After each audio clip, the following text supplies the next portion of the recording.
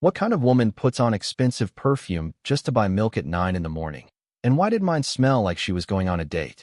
I remember standing in the kitchen, barefoot on cold tile, watching her through the reflection of the microwave door.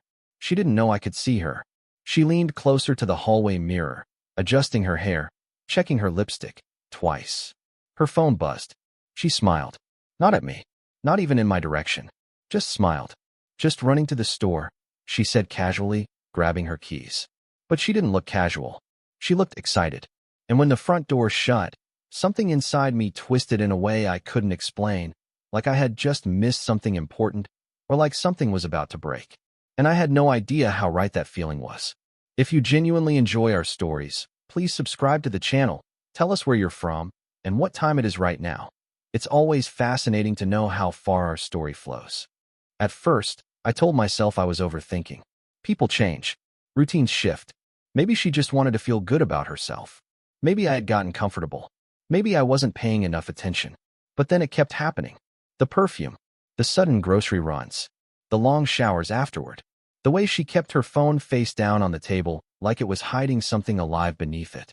Her name was Lauren. We'd been married 8 years. 8 years of stability, routine, quiet dinners, and Sunday mornings with coffee on the porch. And now she was someone else. Why do you keep going out so early? I asked one morning, trying to sound light. She shrugged, not even looking up from her phone. Less crowded. But her voice had that edge.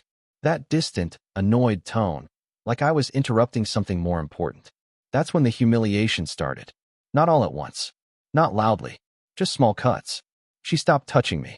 Stopped asking about my day. Started criticizing everything. My clothes, my habits, the way I chewed. You've just gotten boring, she said one night, scrolling through her phone while I sat across from her at the dinner table. Boring. I paid the mortgage. I worked late. I built the life she lived in. And I was boring. A week later, I saw the first crack. She left her phone on the kitchen counter while she went upstairs. It buzzed.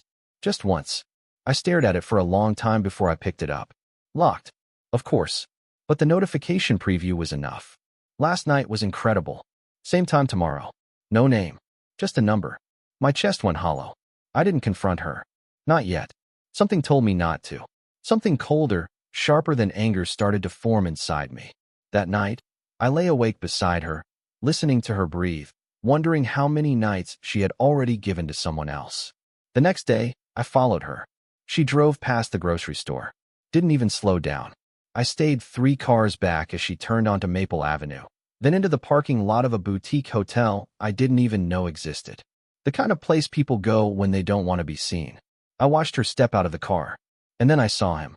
Tall, confident, already waiting. He didn't look surprised to see her. He looked familiar with her. They didn't hesitate. No awkwardness. No hesitation. He kissed her like it wasn't the first time. And she kissed him back like she had been waiting all morning. I gripped the steering wheel so hard my hands started to shake. That was the moment something inside me broke. Not loudly. Not violently. Just quietly. Like a glass cracking under pressure. I drove home in silence. That night, she came back with a grocery bag. Smiling. Got your favorite, she said, placing it on the counter like nothing had happened. I looked at her. Really looked at her. And I realized she thought she was untouchable.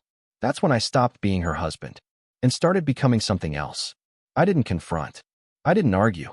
I watched. I tracked patterns. Days. Times. Locations. I installed a GPS tracker under her car. I checked our bank statements, small charges at that hotel, always during her grocery runs. I recovered deleted messages from our shared cloud backup. His name was Daniel. And he wasn't just some random guy. He was married too. That detail changed everything. I gathered everything. Screenshots, timestamps, location logs, receipts. I built a timeline so precise it could hold up in court. And then I waited. I needed the right moment. Not just to expose her, but to destroy the illusion she was hiding behind. 2 months later, I got it. Our anniversary dinner. She insisted we go out. A fancy restaurant downtown. She wore that same perfume. The one she wore for him. We sat across from each other under dim lighting, pretending to be a couple. Halfway through dinner, she smiled at me. I think we've been doing better lately, she said. I almost laughed. Instead, I reached into my jacket and placed a small envelope on the table. What's this? She asked. Just open it. She did. Her face changed in seconds. Color drained. Hands froze. Inside were printed screenshots. Photos. Hotel receipts. GPS logs. Everything. I know, I said quietly. She looked around, panicking. We shouldn't. Oh, we should, I interrupted. And that's when the second envelope came out. For Daniel's wife. Her head snapped up. You wouldn't. I already did. At that exact moment, across the restaurant, a woman stood up from a table I had carefully arranged. Daniel's wife. Holding the same envelope. Looking straight at him. The chaos erupted instantly. Voices raised. Glass shattered. People staring. Lauren looked at me like she didn't recognize who I had become. And she was right. Because I wasn't done. The divorce papers were filed the next morning. Infidelity. Financial misconduct. I made sure every piece of evidence was airtight. She lost the house. Lost access to accounts she didn't realize I had already separated. Daniel lost his marriage too, and his job, once everything surfaced publicly through his company's ethics board. Lauren tried to call me. Dozens of times. Texts. Voicemails. Apologies. I never responded. The last time I saw her was outside the courthouse in downtown Chicago. She looked smaller. Not physically. Just empty. Like someone had taken everything she thought she was and stripped it away. She opened her mouth like she wanted to say something. I walked past her. Didn't stop. Didn't look back. Because the truth is, the woman who wore perfume to the grocery store at 9 in the morning was already gone long before I found out. The end.